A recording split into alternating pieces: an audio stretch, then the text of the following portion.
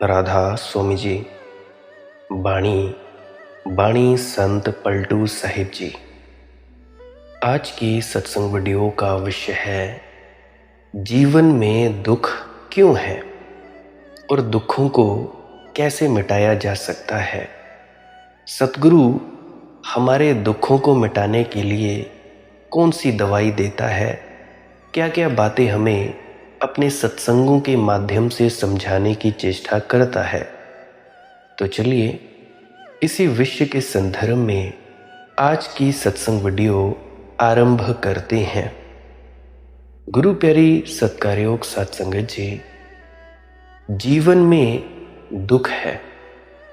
हम जो जिंदगी जीते हैं, ये जो साधारण जीवन है, इंसानी जीवन हो, चाहे पशुओं का जीवन हो, चाहे किसी का भी जीवन क्यों ना हो, तो एक बात तो तय है कि जीवन में दुख ही दुख है, पीड़ाएं ही पीड़ाएं हैं। इस दुख के साथ दो उपाय हैं। एक तो है इसे भूल जाना और एक है इससे जाग जाना। भूलने की विधि, भूलने की सारी विधियों का नाम संसार है। जागने की विधि और जागने की एक ही विधि है, उसका नाम है ध्यान, भजन, भक्ति, योग। दुख है तो शराब से भूला जा सकता है, संभोग से भूला जा सकता है, संगीत में भूला जा सकता है, लेकिन भूलने से कुछ बात मिटती तो नहीं। बात तो अपनी जगह बनी रहती है। भूलने से तुम मिटते हो, बात नहीं मिटती है। ये ऐसे ही हुआ जैसे तुम लोग गर्मियों में बाहर धूप में खड़े हो जाओ और तुम लोग आंख बंद करके खड़े हो जाओ। तुम लोग सोचोगे कि हमने आंख बंद कर ली और हमारे लिए सूरज नहीं है, हम भूल गए कि बाहर सूरज है या नहीं। तो क्या आंख बंद कर लेने से सूरज तो नहीं मिट जाता? नहीं मिटता। तुम्हें आंख खोल के देखना होगा और जागना होगा और अपने शरीर को बाहर से घर के भीतर लाना होगा। उसी प्रकार से भूलने से दुख नहीं मिटता। तुम मिटते हो, तुम सो जाते हो। भूलने से धीरे धीरे तुम बेहोशी में चले जाते हो। तुम्हारे चैतन्य में प्रकाश की जगह अंधकार हो जाता है। जितना भूलोगे उतना ही भ्रमोगे, क्योंकि उतना ही अंधेरा हो जाएगा। भूलने का मतलब ही अंधेरा हो जाता है, चैतन्य का खो जाना हो जाता है। पीली शराब, दुख थे हजार, चिंताएं थीं, संताप थे, संकट थे, बोझ खड़े थे सामने, सवाल थे जो हल ना होते थे, समस्याएं थी जो समाधान मांगती थीं और समाधान दिखाई ना पड़ते थे। पीली शराब, कर लिए नशे, ना रहे कोई दुख, ना रही कोई समस्या, भूल भाल गए। लेकिन भूले कैसे? कीमत क्या चुकाई? कीमत चुकाई कि चैतन्य को गवाया, आत्मा को काटकर फेंका। तुम मुर्दा हो गए, तुम जड़ हुए। ये ठीक ठीक ऐसे ही है शराब पीना, नशे करना, किसी दुख को भूल जाना। जैसे तुम्हारे घर में आग लगी पड़ी हो, तुम्हें ये दुख है, तुम्हें कोई समस्या का समाधान करना है, आग बुझानी है, परंतु तुम उस आग को बुझाने के बजाय शराब पी रहे हो, कोई ना कोई नशा कर रहे हो और तुम भूल गए कि घर को आग लगी भी है कि नहीं। घर को आग लगी रहेगी तो इससे समस्या नहीं मिटेगी। तुम भूल जाते हो कि कोई समस्या नहीं है। तो हम कीमत क्या चुकाते हैं? एक तो हमारा घर गया, कीमत चुकाई कि चैतन्य को गंवाया, आत्मा को काटकर फेंका। तुम मुर्दा हुए, तुम जड़ वस्तु हुए। ऐसे आदमी अपने दुख को भुलाने के लिए धीरे धीरे अपने को तोड़ता मिटाता है। धन में भूलो तो भी शराब है, धन का मद भी होता है, धन मद। जेब गर्म होती है तो नशा होता है। पद में भूलो तो शराब पद मद। जो पद पर बैठ जाता है उसकी अकड़ देखते हो? जो पद से उतर आता उसकी हालत देखते हो?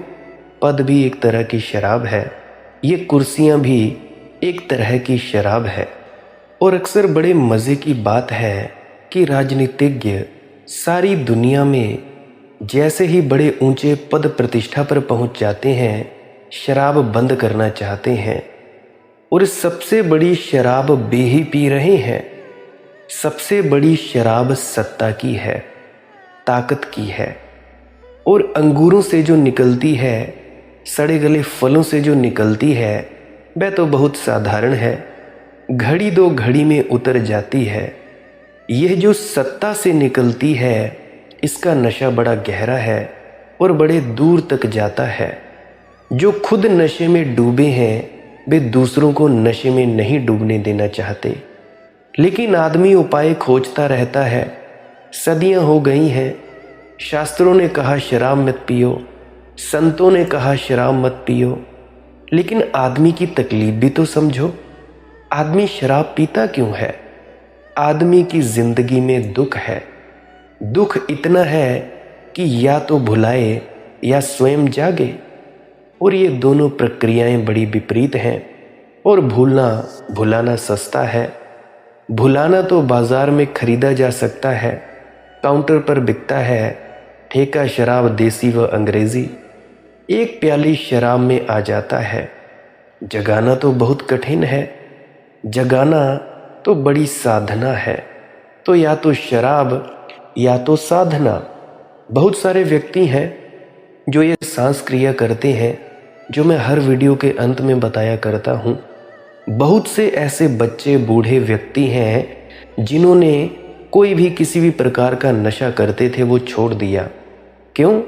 क्योंकि जैसे जैसे वे साधना करते गए, उनके साधना करने के कारण उनको बड़ी शराब मिल गई, तो फिर वे छोटे मोटे नशों की फिक्र नहीं करते। फ्री का नशा है, करना क्या है? कुछ भी नहीं करना है। किसी भी खाली स्थान पर बैठ जाना है, नाक से सांस लेना है, लंबा श्वास भरना है, फेफड़ा भर जाए, पेट भर जाए और मुंह से छोड़ देना है। हर रोज़ 15 से 20 मिनट तक करना है। एक तो शरीर स्वस्थ होता है और दूसरे नंबर पर मानसिक स्वास्थ्य, अगर ध्यान के साथ भी जोड़ा जाए तो आध्यात्मिक स्वास्थ्य भी मिलता है। तो जैसा मर्जी कोई चाहे इस चीज़ को करे। बहुत है जिन्होंने छोड़ दिया। तो बात ये होती है कि व्यक्ति या तो शराब चुनता है या साधना चुनता है। इसीलिए धर्मों ने शराब का विरोध किया है, शराब के कारण नहीं, क्योंकि शराब प्रतियोगी है ध्यान की। इस बात को तुम जरा समझना। जब राजनीतिज्ञ शराब का विरोध करता है तो उसे कुछ भी पता नहीं कि वह क्या कह रहा है। वह शायद राजनीति की ही बातें कर रहा हो, लेकिन जब धर्म शराब के विरोध में कुछ कहता है तो उसके कारण बड़े अनूठे हैं, बड़े और हैं। धर्म इसीलिए शराब का विरोध करता है कि शराब झूठा धर्म है, शराब नकली सिक्का है। अगर भूलना है तो भूलने का असली उपाय तो एक है, जागना, क्योंकि जागते ही दुख मिट जाता है। भूलने की ज़रूरत ही नहीं रह जाती, दुख समाप्त हो जाता है। कमरे में अंधेरा घिरा है, तुमने नशा पी लिया, तुम भूल गए कि अंधेरा है, लेकिन अंधेरा अपनी जगह है। धर्म कहता है दिया जला लो, फिर अंधेरा है ही नहीं, फिर अंधेरा समाप्त हुआ। मए गुलफाम भी है, साजे इसरत भी है, साकी भी, मगर मुश्किल है आशोबे हकीकत से गुजर जाना। फूल जैसी सुंदर शराब है, सुख का संगीत है, सुंदर साकी भी है, शराब पिलाने वाली भी है, मगर मुश्किल है आशोबे हकीकत से गुजर जाना। लेकिन फिर भी जीवन की जो पीड़ा है, वास्तविकता की जो पीड़ा है, यथार्थ का जो कष्ट है, उससे मुक्त हो जाना, उससे बिना दुखी हुए गुजर जाना बहुत कठिन है, असंभव है। कठिन नहीं, असंभव भी है। रोज रोज भुलाओगे, रोज रोज दुख अपनी जगह खड़ा हो जाएगा। तो या तो शराब पियो या परमात्मा को पियो। फिर शराब बहुत किस्म की है, पद की, मद की, धन की, यश की, नाम की, प्रतिष्ठा की। फिर शराबें बहुत किस्म की हैं, मगर वे सब अलग अलग ढंग ही हैं शराब के, अलग अलग दुकानों पर बिकती है, बस इतना ही फर्क है। अगर चुनाव करना हो तो दो में ही करना होता है। इसीलिए दुनिया में दो ही तरह के लोग हैं, एक संसारी और दूसरे सन्यासी। संसारी का अर्थ है जो अभी इस चेष्टा में संलग्न है कि भुला लूँगा, कोई ना कोई रास्ता खोज लूँगा कि भूल जाएगी बात, और थोड़ा धन होगा, और थोड़ा बड़ा मकान होगा, और सुंदर स्त्री होगी, पति होगा, बच्चा पैदा हो जाएगा, लड़के की नौकरी लग जाएगी, बच्चे की शादी हो जाएगी, बच्चों के बच्चे होंगे, कुछ रास्ता होगा कि मैं भूल जाऊंगा और ये झंझट मिट जाएगी। झंझट को भूलने में संसारी और झंझट खड़ी करता जाता है। इसीलिए ज्ञानियों ने संसार को प्रपंच कहा है। मिटाने के लिए चलते हो लेकिन और बन जाता है, सुलझाने चलते हो और उलझ जाता है। जितना सुलझाने की कोशिश करते हो उतनी ही गांठ उलझती जाती है, उतनी ही मुश्किलें खड़ी होती चली जाती हैं। एक समाधान खोजते हो, एक समाधान से 10 समस्याएं और खड़ी हो जाती हैं, और जो एक जिसे हल करने चले थे वह तो अपनी जगह बनी रहती है, 10 नई समस्याएं खड़ी हो जाती हैं। ऐसे विस्तार होता चला जाता है। मरते दम तक आदमी अपने ही जाल में फंस जाता है। उसने ही रचा था, उसने ही ये गड्ढे खोदे थे, उसने बड़ी आशा से ये जंजीरें ढाली थीं। उसे ख्याल भी न था कि ये मेरे ही हाथ में पड़ जाएंगी। मैंने सुना है रोम में एक बहुत प्रसिद्ध लोहार हुआ। उसकी प्रसिद्धि सारी दुनिया में थी, क्योंकि वह जो भी बनाता था वह चीज़ बेजोड़ होती थी। उस लोहार की दुकान पर बनी तलवार की कोई सानी न था, उस लोहार की दुकान पर बनी तलवार का कोई सानी न था, और उस लोहार की दुकान पर के सामानों का सारे जगत में आदर था। दूर दूर के बाजारों में उसकी चीज़ें बिकती थीं, उसका नाम बिकता था। फिर रोम पर हमला हुआ और रोम में जितने प्रतिष्ठित लोग थे पकड़ लिए गए। रोम हार गया, वह लोहार भी पकड़ लिया गया। वह तो काफ़ी ख्याति लब्ध व्यक्ति था, उसके बड़े कारखाने थे और उसके पास बड़ी धन संपत्ति थी, बड़ी पद प्रतिष्ठा थी। वह भी पकड़ लिया गया। 30 रोम के प्रतिष्ठित जो सर्वशक्तिमान आदमी थे पकड़कर दुश्मनों ने जंजीरों और बेड़ियों में बांधकर पहाड़ों में फेंक दिया मरने के लिए। जो 29 थे वे तो रो रहे थे, लेकिन वह लोहार शांत था। आखिर उन 29 ने पूछा कि तुम शांत हो, हमें फेंका जा रहा है जंगली जानवरों के खाने के लिए।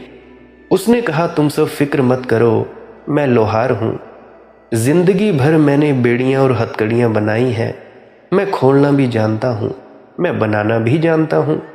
तुम घबराओ मत, एक दफ़ा इनको फेंक कर चले जाने दो, मैं खुद ही छूट जाऊँगा, तुम लोगों को भी छुड़ा लूँगा, तुम लोग डरो मत। तो लोगों को हिम्मत आ गई, आशा आ गई। बात तो सच थी, उससे बड़ा कोई कारीगर ना था। ज़रूर जिंदगी भर ही लोहे के साथ खेल खेला है, तो जंजीरें ना खोल सकेगा, खोल लेगा, ये बात भरोसे की थी। फिर दुश्मन उन्हें फेंककर गड्ढों में चले गए। वे सब घिसट कर किसी तरह उस लोहार के पास पहुंचे, पर वह लोहार रो रहा था। उन्होंने पूछा कि भैया मामला क्या है, तुम और रो रहे हो? और हमने तो तुम पर भरोसा किया था, और हम तो तुम्हारी आशा से जीते रहे अब तक, हम तो मर ही गए होते, अब तुम क्यों रो रहे हो? हुआ क्या? अब तक तो तुम बड़े प्रसन्न थे। उसने कहा कि मैं रो रहा हूँ इसीलिए कि मैंने जब गौर से जंजीरें देखीं तो उन पर मेरे ही हस्ताक्षर हैं, वे मेरी ही बनाई हुई हैं। मेरी बनाई जंजीरें तो टूट ही नहीं सकती। ये किसी और की बनाई होती तो मैंने तोड़ दी होती, लेकिन यही तो मेरी कुशलता है कि मेरी बनाई जंजीर टूट ही नहीं सकती। असंभव है, ये नहीं हो सकता, मरना ही होगा। उस लोहार की कहानी जब मैंने पढ़ी तो मुझे याद आया यह तो हर संसारी आदमी की कहानी है। आखिर में तुम एक दिन पाओगे कि तुम्हारी ही जंजीरों में फंसकर तुम मर गए। तुमने बड़ी कुशलता से उनको ढाला था, तुम्हारे हस्ताक्षर उन पर हैं। तुम भली भांति पहचान लोगे कि ये अपने ही हाथ का जाल है। इस पूरे सिद्धांत का नाम है कर्म, कृत्य करना। तुम ही बनाते हो, तुम ही ये सींगचे ढालते हो, तुम ही ये पिंजरे बनाते हो। फिर कब तुम इनमें बंद हो जाते हो, कब द्वार गिर जाता है, कब ताले पड़ जाते हैं, तुम्हें समझ में नहीं आता। ताले भी तुम्हारे बनाए हुए हैं। शायद तुमने किसी और कारण से दरवाज़ा लगा लिया था, शायद सुरक्षा के लिए कि कोई जंगली जीव जंतु ना आ जाए अंदर, या कोई और चीज़ ना आ जाए। हमारे गांव में तो जंगली जीव जंतु आते रहते हैं। हिमाचल में तो भाई इधर तो बड़ी सुरक्षा के लिए दरवाजे लगा लिए जाते हैं, लेकिन अब खुलता नहीं। शायद हाथ में तुमने जंजीरें पहन ली थी आभूषण समझकर। अब जब पहचान आई है तो अब आंख खुलती नहीं, क्योंकि आभूषण तो नहीं, जंजीरें थीं। जिनको तुमने मित्र समझा था अपने, वे शत्रु सिद्ध हुए हैं। और जिनको तुमने सोचा था कि जीवन के मार्ग को प्रशस्त करने के लिए बना रहे हैं, उनसे ही नरक का रास्ता प्रशस्त हुआ। कहावत है, नरक का रास्ता शुभ आकांक्षाओं से भरा पड़ा है। अच्छी अच्छी आकांक्षाएं करके ही तो आदमी नरक का रास्ता तय करता है। नरक का रास्ता तुम्हारे सपनों से ही पटा है। तुम्हारी योजनाओं के पत्थर ही नरक से रास्ते पर लगे हैं, उन्हीं से नरक का रास्ता बना है। एक तो संसारी है जो दुख को भुलाने के उपाय करता है, और एक सन्यासी है जो दुख को भुलाने के उपाय नहीं करता, जो अपने को जगाने के उपाय करता है। बड़ा क्रांतिकारी फर्क है। बात क्रांति की हो गई। जिसको ये बात दिखाई पड़ने लगी कि असली सवाल ये नहीं कि बाहर दुख है, असली सवाल ये है कि मैं अंधा हूँ या मैं अंधी हूँ, कि मैं सोया हूँ या सोई हूँ, कि मैं मूर्छित हूँ कि मैं बेहोश हूँ। असली सवाल ये नहीं है कि मुझे बाहर सुख क्यों नहीं मिल रहा है, इतने साल हो गए, मैं इतने सालों से भुगत रही हूँ। असली सवाल यह है कि मेरे भीतर सुख का संगीत अभी नहीं बज रहा है। देखो मित्रों, बाहर से सुख मिलता ही नहीं। भीतर बजे संगीत तो बाहर भी उठती हैं तरंगे। भीतर उठे लहरें तो बाहर तक भी उन लहरों का नाद पहुंचता है। लेकिन बाहर से कभी सुख नहीं मिलता। सुख होता है तो भीतर होता है, और जब तक तुम भीतर के प्रति न जागे तब तक दुख ही दुख पाओगे, और नए दुख और नए दुख। आदमी दुख ही बदलता रहता है। एक पश्चिम का विचारक ऑस्कर वाइल्ड जब मरा तो उसने अंतिम दिन अपनी डायरी में लिखा है कि जीवन भर का मेरा अनुभव सार निचोड़ इतने में है कि एक दुख से मैं दूसरा दुख बदलता रहा। एक दुख से थक गया तो दूसरे को पकड़ लिया, इस आशा में कि शायद यहाँ सुख होगा। फिर उसमें भी दुख पाया, उससे थक गया तो तीसरा पकड़ लिया। लेकिन जिंदगी भर का निचोड़ यह है कि एक दुख से मैं दूसरे दुख पर जाता रहा। I go from one nonsense to another nonsense. एक उपद्रव से बचे नहीं कि दूसरा उपद्रव रच लिया। जिस दिन तुम्हें यह समझ में आ जाता है कि बाहर तो उपद्रव है ही, उत्सव भीतर है, जिस दिन ये समझ में आ जाता है बाहर अर्थात दुख, जिस दिन तुम्हारी अंतर्भाषा में बाहर का अर्थ दुख हो जाता है और भीतर का अर्थ सुख हो जाता है, उसी दिन क्रांति घटती है। उसी दिन तुम भी पलटू दास हो गए होते हो, पलट गए। उसी दिन रूपांतरण हुआ, उसी दिन लौट पड़े घर की तरफ। अभी भागे जाते थे दूर, कहीं और स्वर्ग था। फिर लौट पड़े, और जो लौट पड़ा उसे स्वर्ग अपने ही भीतर मिल जाता है। सन्यास का अर्थ है अंतर यात्रा। भगवे कपड़े पहन लेने से, जटाएं रखने से, ये करने से, धुनियाँ रमाने से कोई सन्यासी नहीं होता। सन्यास का अर्थ है अंतर यात्रा, और जो व्यक्ति अंतर यात्रा करता है केवल वही व्यक्ति सन्यासी है। चाहे वह अपने घर में बैठा हो अपने परिवार के बीच, चाहे वह जंगलों पहाड़ों में बैठा हो, चाहे वह डेरों में बैठा हो, सत्संग सेंटरों में बैठा हो, केवल वही व्यक्ति सन्यासी या सत्संगी है जो अपने अंदर की तरफ यात्रा करता है, अंतर्मुखी साधना करता है।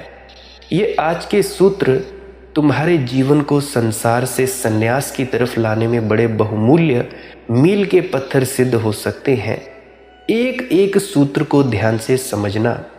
पलटू दास जी की वाणी है, दीपक बारा नाम का महल भया उजियार, महल भया उजियार नाम का तेज बिराजा। पहली बात, अंदर कोई दिया जलाना है, भीतर कोई दिया जलाना है। उसे तुम क्या नाम देते हो फर्क नहीं पड़ता। महात्मा बुद्ध कहते हैं शून्य का दिया, शंकर कहते हैं ब्रह्म का दिया, और मध्य युग के संत बाबा नानक, कबीर, दादू, पलटू, दरिया, वे सब कहते हैं नाम का दिया। अब नाम का अर्थ समझो। नाम का अर्थ होता है प्रभु स्मरण, परमात्मा की याद। परमात्मा कौन? यानी तुम, तुम्हारी याद। नाम का अर्थ होता है उसकी याद, जिक्र, सुरति, स्मृति, स्मरण। परमात्मा भीतर विराजमान है, हम उसकी स्मृति खो गए हैं, उसकी याद खो गई है। परमात्मा हमने नहीं खोया है। भूल कर भी मत सोचना कि तुमने परमात्मा खोया है, क्योंकि परमात्मा तुम खो दोगे तो फिर सांस ही न ले सकोगे। सांस ही वही ले रहा है। भूल कर भी मत सोचना कि परमात्मा खोया जा सकता है, क्योंकि जो खोया जा सके वह परमात्मा नहीं है। परमात्मा होना तुम्हारा स्वभाव है। तुम्हारे रोम रोम में वही धड़कता है, तुम्हारे कण कण में वही जीवित है। तुम वही हो, तत्वमसि श्वेत केतु। उद्दालक ने अपने बेटे को कहा है तू वही है श्वेत केतु, मगर हमें याद नहीं, विस्मरण हुआ है, भूल गए हैं। एक सम्राट का बेटा बिगड़ गया, गलत संग साथ में पड़ गया, बाप नाराज हो गया। बाप ने सिर्फ धमकी के लिए कहा कि तुझे निकाल बाहर कर दूंगा, या तो अपने को ठीक कर ले या मेरा महल छोड़ दे। सोचा नहीं था बाप ने कि लड़का महल छोड़ देगा। छोटा ही लड़का था, गुस्से में, लेकिन लड़के ने महल छोड़ दिया। बाप का ही तो बेटा था, सम्राट का बेटा था, जिद्दी था। फिर तो बाप ने बहुत खोजा, उसका कुछ अता पता न चला। वर्षों बीत गए, बाप बूढ़ा, रोते रोते उसकी आंखें धुंधिया गई। एक ही बेटा था, उसका ही यह सारा साम्राज्य था। पछताता था बहुत कि मैंने किस दुर्दिन में, किस दुर्भाग्य के क्षण में यह वचन बोल दिया कि तुझे निकाल बाहर कर दूंगा। ऐसे कोई 20 साल बीत गए और एक दिन उसने देखा कि महल के सामने एक भिखारी खड़ा है, और बाप एकदम पहचान गया। उसकी आंखों में जैसे फिर से ज्योति आई। ये तो उसका ही बेटा है, लेकिन 20 साल बेटा तो बिल्कुल भूल चुका कि वह सम्राट का बेटा है। 20 साल का भिखमंगापन किसको न भुला देगा।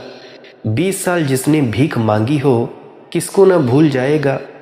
20 साल द्वार द्वार, गांव गांव रोटी के टुकड़े मांगता रहा। 20 साल का भिखमंगापन परत परत जमता गया।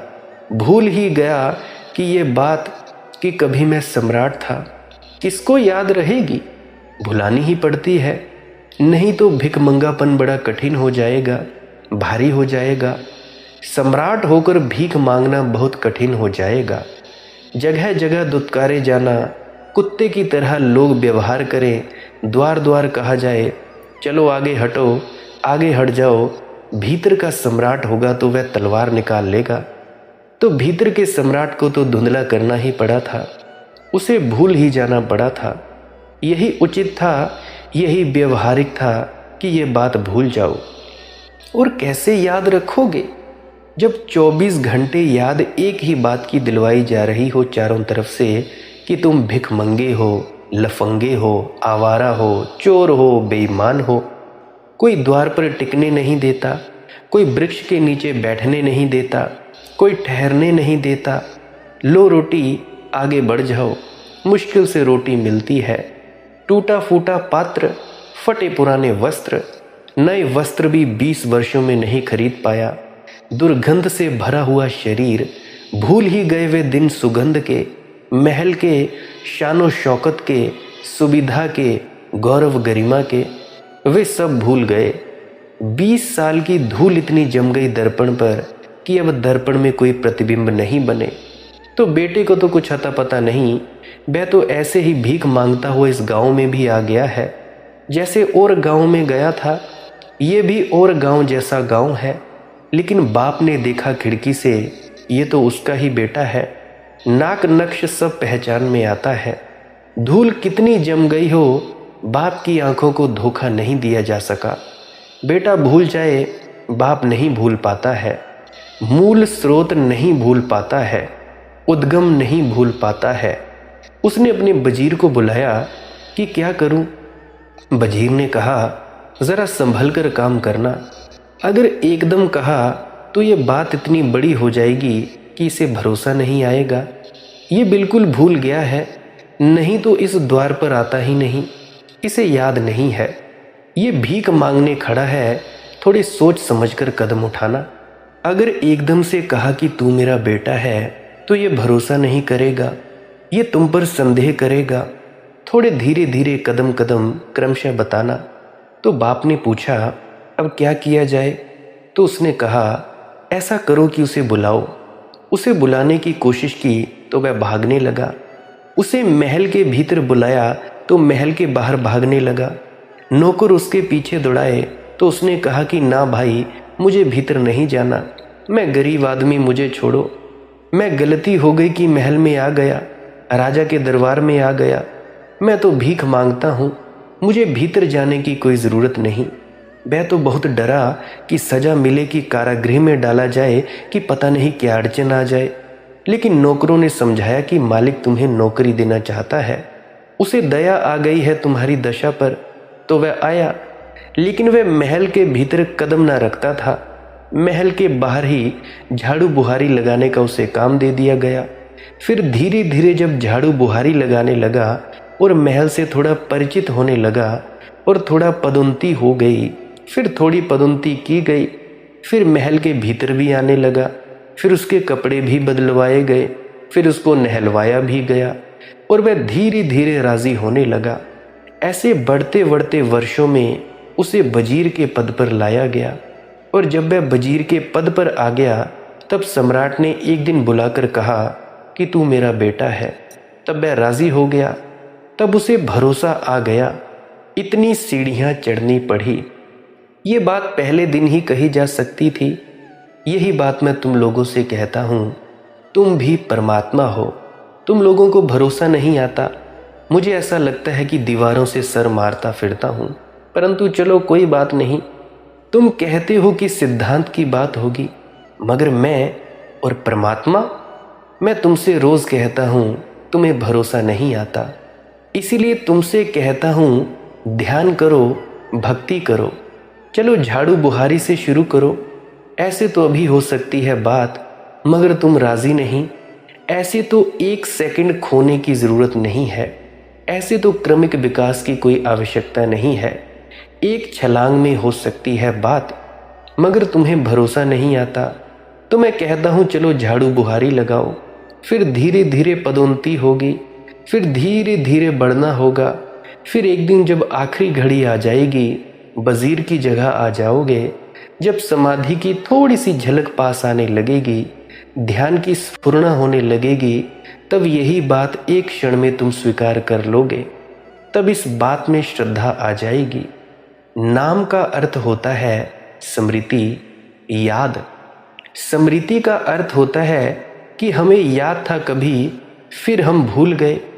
हर बच्चा परमात्मा की स्मृति से भरा होता है, परमात्मा की याददाश्त से भरा होता है। लेकिन उसे स्मृति होती है, ऐसा कहना भी ठीक नहीं, क्योंकि अभी विस्मृति ही नहीं हुई तो स्मृति कैसे हुई। इस जटिलता को थोड़ा समझना। देखो, बच्चे शांत होते हैं। छोटा बच्चा है तुम्हारा बेटा है या बेटी, शांत है, मगर उसकी शांति अभी बड़ी अचेतन शांति है, क्योंकि अशांति उसने जानी नहीं है। अशांति को जाने बिना शांति की परिभाषा नहीं बनती। जिसने अंधेरा नहीं जाना उसके प्रकाश के जानने का बहुत ज़्यादा प्रमाण नहीं है। अंधेरे को जानेगा तो प्रकाश की परिभाषा उठेगी। ये बड़ी बेबूझ पहेली है, लेकिन जीवन की अनिवार्य पहेलियों में से एक है। समझ लो तो काम पड़ सकती है। यहाँ भटके बिना कोई परमात्मा तक पहुँच ही नहीं सकता। परमात्मा में तो हम होते ही हैं, लेकिन भटक कर पहुँचते हैं। भटकना होता है पहुँचने के लिए।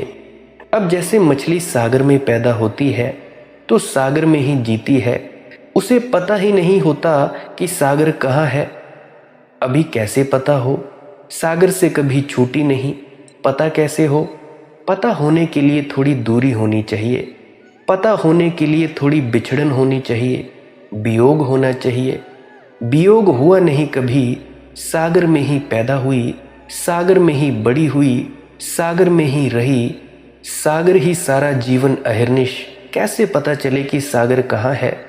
एक मछुआ उसे पकड़ ले तब उसे याद आती है। सागर के छूटते ही सागर की याद आती है। तड़फड़ाती है घाट पर, सागर में डूब जाना चाहती है फिर से। अब अगर सागर में पहुंच जाए तो परम आनंद को उपलब्ध होगी। ये वही सागर है जिसमें वह घड़ी भर पहले थी, लेकिन कभी आनंद ना जाना था। बच्चे वही हैं जहां संत पहुंचते हैं, लेकिन बच्चों को कुछ आनंद का पता नहीं है। संतों को पता होता है। संत ऐसी मछलियां हैं जो घाट पर तड़प लिए होती हैं, रेत में तड़प लिए, फिर डुबकी लगी। नाम का अर्थ होता है जो भूल गया उसकी याद। नाम का अर्थ होता है जो सागर खो गया उसमें पुनः प्रवेश। नाम का अर्थ होता है सुरती, याद का लौट आना। दीपक बारा नाम का महल भरा उजियार। और जैसे ही स्मृति जगती है कि मैं कौन हूँ, वैसे ही उजियारा हो जाता है। और उजियारे के साथ ही जो कल झोंपड़ी जैसा लगता था वह महल हो जाता है। संत महल में ही रहते हैं। झोंपड़ी में रहे तो भी महल में ही रहते हैं। नंगे रहें तो भी सम्राटों के पास वैसे वस्त्र नहीं है। भूखे भी रहें तो भी उन जैसा कोई तृप्त नहीं है। अग्नि में जलें तो भी उनके भीतर कुछ जलता नहीं। वहाँ सब शीतलता बनी रहती है। कांटे उन पर बरसते रहें तो भी उनके भीतर का कमल खिला ही रहता है। दीपक बारा नाम का महल भरा उजियारा। समझ लेना इस बात को। संत पलटू जी के पास कोई महल वगैरह नहीं था, लेकिन कहते हैं महल भया उजियार। उजियारा होते ही महल हो जाता है। झोंपड़ा भी महल हो जाता है। एक क्षण में दीनता खो जाती है। एक क्षण में दरिद्रता खो जाती है। एक क्षण में आदमी सम्राट हो जाता है। सम्राट तुम थे ही, सिर्फ याद की बात थी। भूली बिसरी याद वापिस लौट आई। दीपक बारा नाम का। ये नाम का दीपक कैसे जले, कैसे जलाओ, ये प्रकाश कैसे प्रकटे। खोए हो तुम हजार बातों में, तुम खोए हो हजार जिन बातों में, उसी में तुम्हारी जीवन ऊर्जा व्यय हो रही है।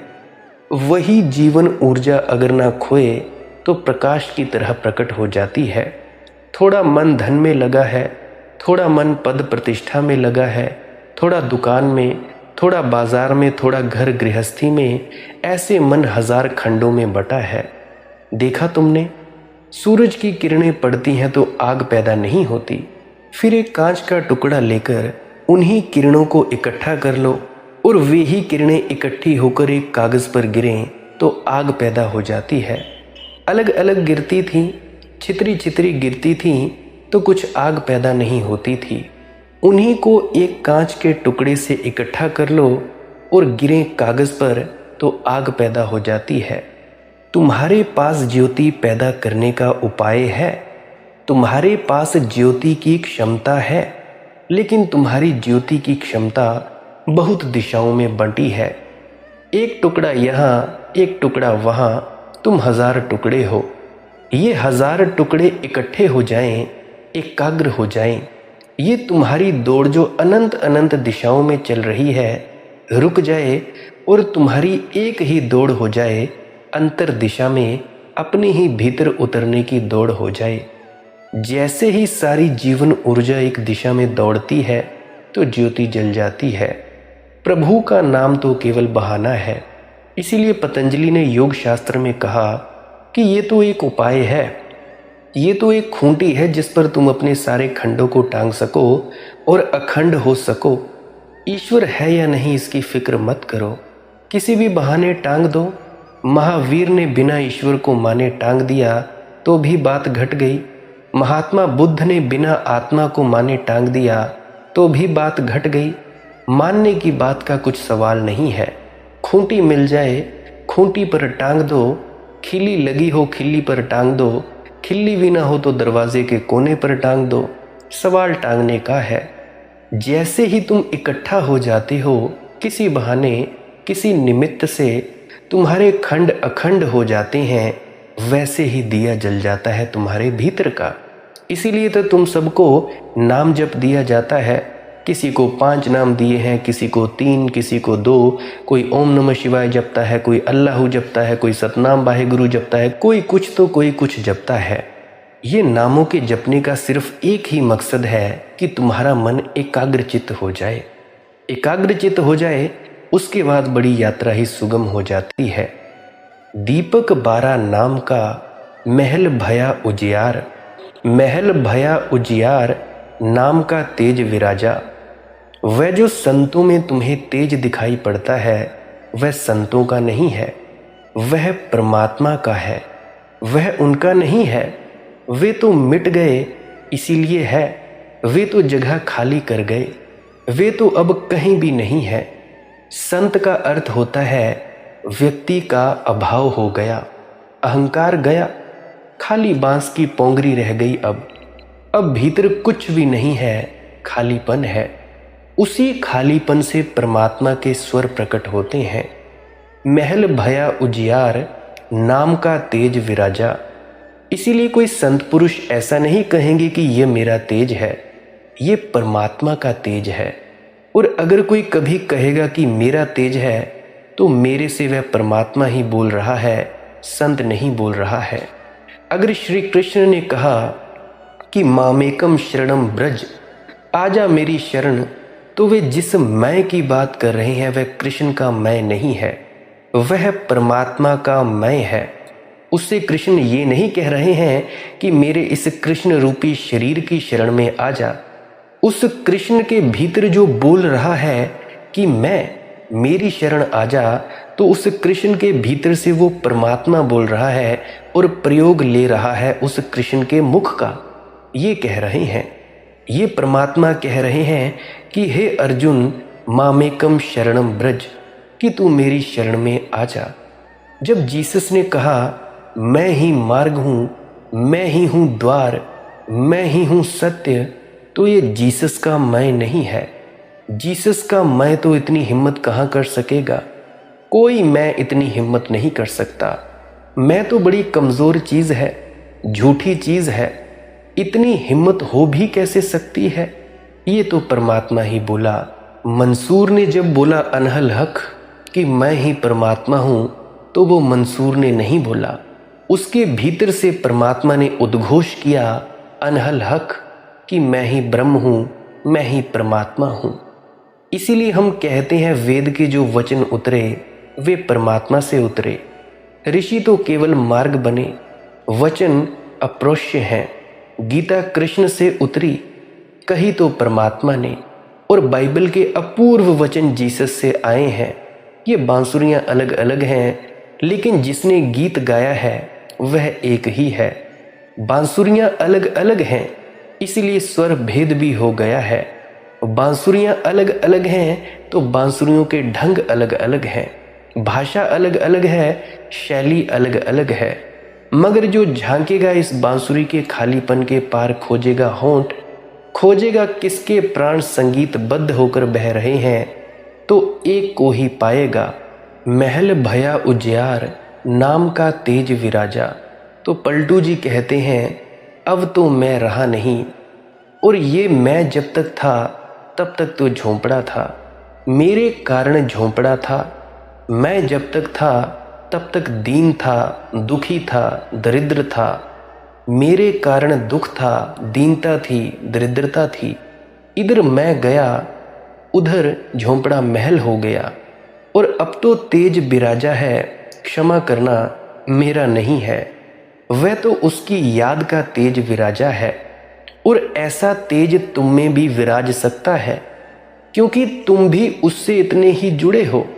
ये फूल तुम में भी खिल सकते हैं, क्योंकि तुम परमात्मा की पृथ्वी से उसी तरह संयुक्त हो जैसे पलटू जी का वृक्ष संयुक्त है, या कि बुद्ध का, या कि बाबा नानक का, या कि संत कबीर का, या कि मोहम्मद का।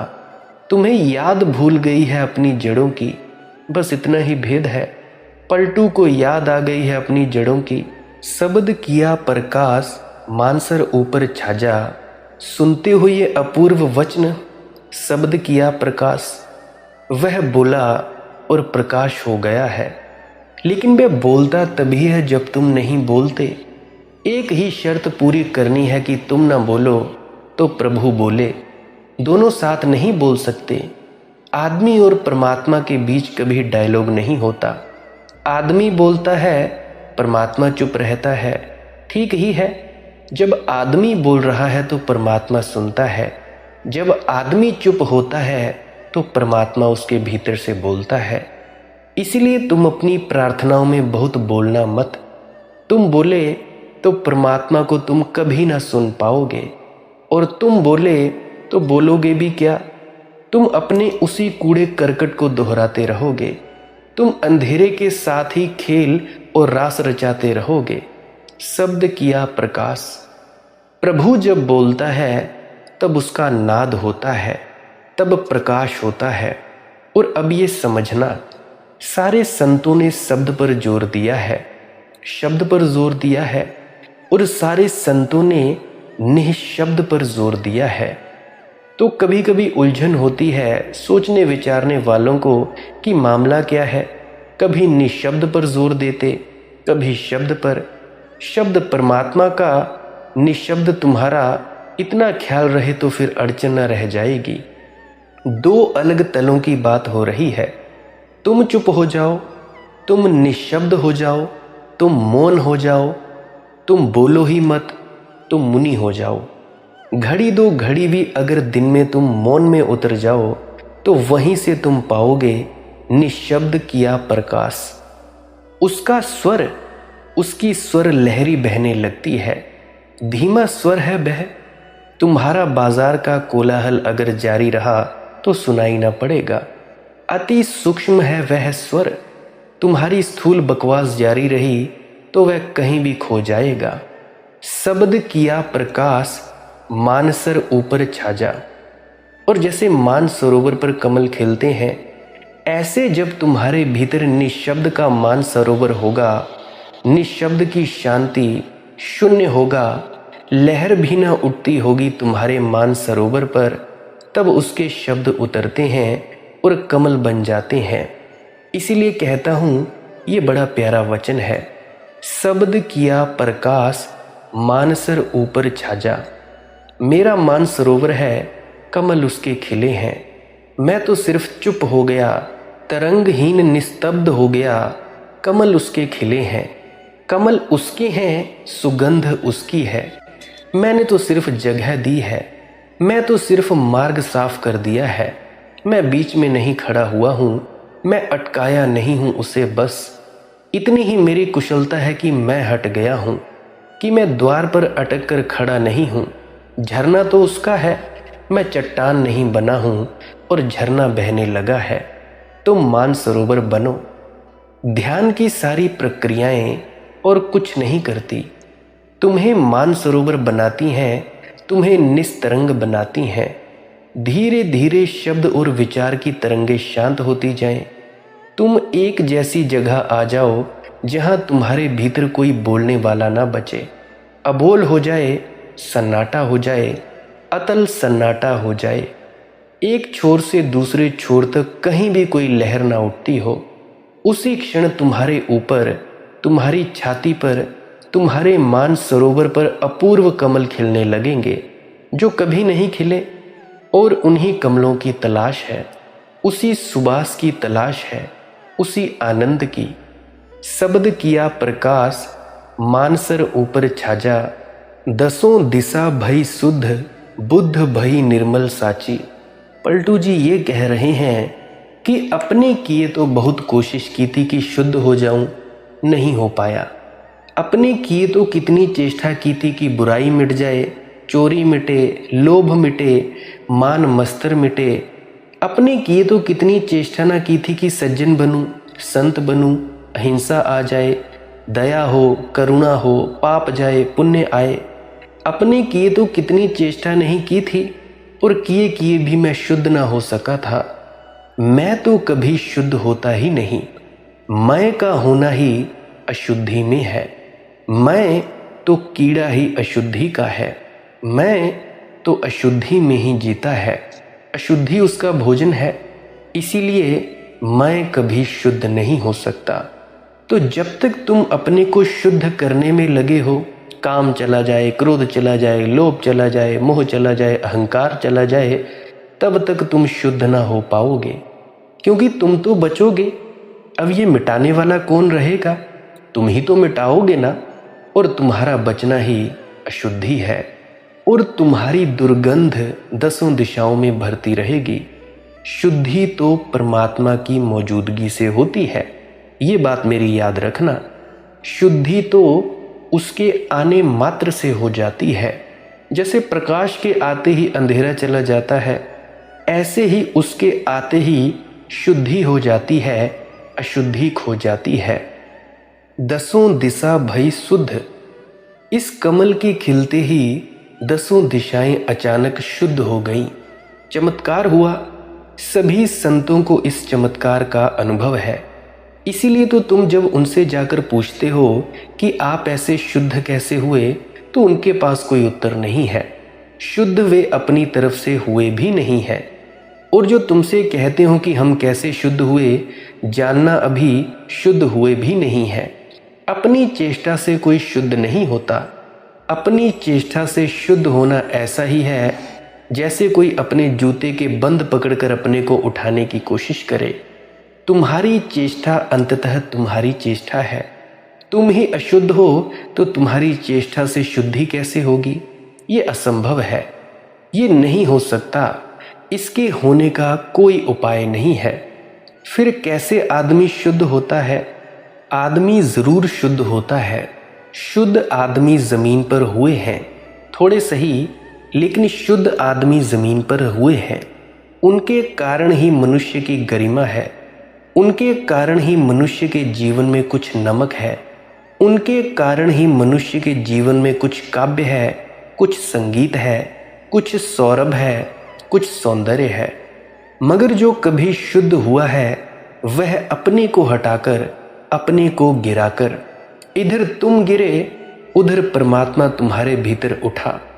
दसों दिशा भई शुद्ध बुद्ध गई निर्मल साची। और कितनी चेष्टा करते थे और नहीं होता था, और आज अचानक हो गया, अनायास हो गया, प्रसाद रूप हो गया। बुद्ध भई निर्मल साची। बुद्धि निर्मल भी हो गई और सारा मल खो गया, और सत्य भी हो गई, प्रमाणिक भी हो गई। अब तो वही कहती है जो है, अब तो वैसा ही कहती है जैसा है। जस का तस, जैसे का तैसा कह देती है। अब कहीं कुछ खोट न रही बुद्धि में। छूटी कुमति की गांठ, और अब तक जो गांठ बंधी थी कुमति की, छूटे न छूटती थी। जितना छुड़ाते थे और बंधती जाती थी और जटिल होती जाती थी। छूटी कुमति की गांठ सुमति प्रगट होए नाची। और अब गांठ खुल गई कुमति की, और ठीक उसकी जगह सुमति का नृत्य शुरू हुआ है। सुमति प्रगट होए नाची। प्रफुल्लित हो रही है सुमति, नाच रही है सुमति, उत्सव हो रहा है सुमति का। अब कुमति और सुमति में जो ऊर्जा है वह तो एक ही है, मति। मति का अर्थ होता है बोध। कुमति में भी वही बोध है, सुमति में भी वही बोध है। कुमति में गलत संबंध है, मैं से बंधा है तो गांठ बंध गई। सुमति में परमात्मा से जुड़ गया है तो गांठ खुल गई। नाच शुरू हो गया, तुम अपने से अपने को तोड़ो और प्रभु से जोड़ो। अपने पर बहुत भरोसा मत रखो कि मेरे किए कुछ हो जाएगा। तुम्हारे किए होता तो हो गया होता। कितने जन्मों से तुम कोशिश कर रहे हो, अभी तक हुआ नहीं। कब तुम्हें समझ आएगी कि तुम्हारे किए नहीं होगा। ये जो तुम बैठ जाते हो कि 5 नाम जपने से, 2 नाम जपने से, 6 नाम जपने से होगा, ये तुम्हारी भ्रांति है। ये जो नाम जप है ये सिर्फ तुम्हारे मन को एकाग्र करने के लिए है। दूसरे कदम पर जैसे ही तुम शब्द और प्रकाश में उतरोगे, फिर जो करेगा वो ही करेगा। तुमने अपने आप को एकाग्र किया, बस इतनी सी बात। फिर तुम बड़े एकाग्रचित होकर इस धुन को सुनने लगे, इस प्रकाश को देखने लगे। देखते देखते लीन हो जाओगे और वह तुम्हें खींच लेगा। तुम्हारे किए ही सब उलझा है। तुम लोग सोचते हो कि 2.5 घंटे नहीं तो 3 घंटे हम करेंगे ये जप सिमरन, 3 घंटे नहीं तो 5 घंटे कर लेंगे तब होगा। नहीं भैया नहीं, तुम्हारे किए ही सब उलझा है। तुम परमात्मा से जोड़ो, तुम उसका हाथ गह लो। होत 36 राग। और पलटू जी कहते हैं, अजीब बात है, मैं तो राग इत्यादि जानता ही नहीं। वणिक थे पलटू तो दुकानदार थे, राग इत्यादि कहाँ पता। अगर तुम जानते भी होंगे तो एक जो कलदार की खनक होती है उसी राग को जानते थे, और तो कोई संगीत जानते नहीं थे। और आज अचानक क्या हुआ, आकाश टूट पड़ा है, अनिर्वचनीय। होत 36 राग, दाग तिरगुन का छूटा। एक अपूर्व संगति, एक अपूर्व संगीत, एक अहोभाव। दाग तिरगुन का छूटा। 3 गुण कौन से हैं? तिरगुन क्या है? सत्व, रज और तम, तीनों छूट गए। अब ये थोड़ा समझने का है। तुम अगर कोशिश करोगे तो तम से बहुत चेष्टा करो तो रज में आ सकते हो, और बहुत चेष्टा करो रज से तो सत्व में जा सकते हो। सत्व में अटक जाओगे, उससे पार ना जा सकोगे। उससे पार कैसे जाया जाएगा, इसके बारे में चर्चा हम कल की सत्संग वीडियो में कहेंगे। आज के लिए मैंने बहुत कुछ कह दिया है। अगर मेरे किसी मित्र या परिजन का कोई प्रश्न हो तो मेरी विनम्र प्रार्थना है, कृपया पुरानी सत्संग वीडियोस अवश्य सुनिए, क्या पता आपके प्रश्नों के जवाब मिल जाए। फिर भी कोई प्रश्न हो तो आप जी कमेंट सेक्शन में लिख सकते हैं। टेलीग्राम, इंस्टाग्राम, फेसबुक, वहाँ पे आप सर्च करें मालिक की मौज सत्संग, वहाँ पे आप जी अपना प्रश्न छोड़ सकते हैं। मुझे बहुत खुशी होगी आपके प्रश्न का जवाब देने में। अगर आप जी को थोड़ा सा भी कुछ समझ में आया है तो इस वीडियो को लाइक अवश्य करें और कमेंट सेक्शन में राधा स्वामी अवश्य लिखें। और आप जी वो लिख सकते हैं जो भी आपको समझ में आया हो, वो भी आप कमेंट सेक्शन में लिख सकते हो। भजन सिमरन किया करें रोज़। सिमरन क्या है? सिमरन है कुछ शब्दों का जाप करना जो आपको आपके सद्गुरु द्वारा दिए जाते हैं। आधा पौना घंटा आप लोगों ने ये जाप करना है। दोनों आंखों के मध्य में देखते रहना है अंधेरे की तरफ, और अपना ये जाप शुरू कर देना है। आप अपने सद्गुरु के स्वरूप का भी ध्यान कर सकते हैं ताकि आपको उनके गुण आते जाएं। ये करना है पहले कदम में।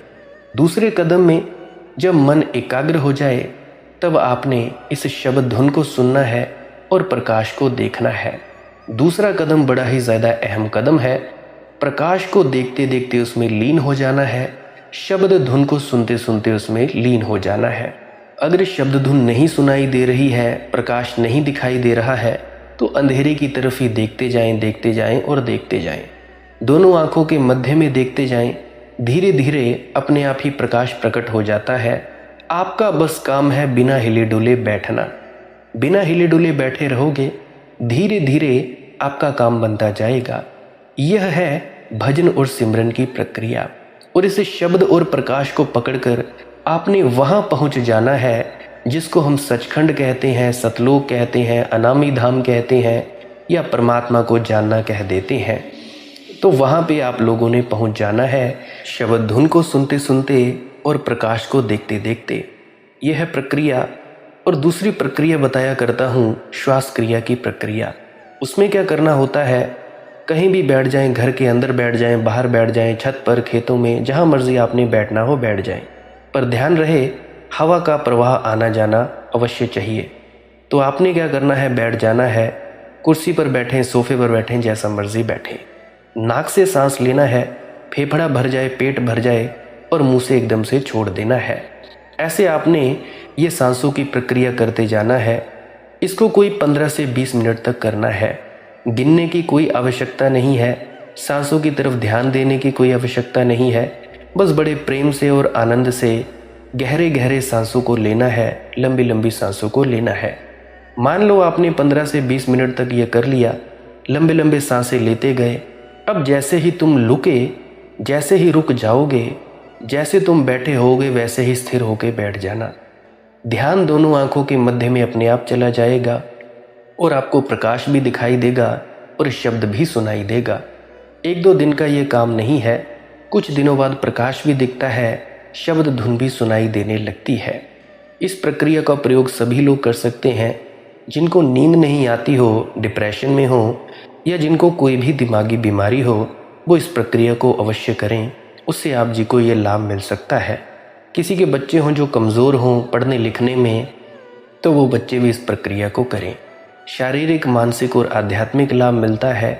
इस प्रक्रिया को प्रेग्नेंट लेडीज़ बिल्कुल ना करें। हार्ट पेशेंट और जो सांस की प्रक्रिया जो दिक्कत होती है, जिनको कोई भी रेस्पिरेटरी डिजीज़ है, वो 1-2 बार करके देखें, 1-2 सांसें करके देखें, लेके देखें। जो हार्ट पेशेंट है, अगर उनको दिल में दर्द हो और सांस लेने में तकलीफ़ हो या कोई भी तकलीफ़ हो गले में, तो वो इस प्रक्रिया को बिल्कुल ना करें।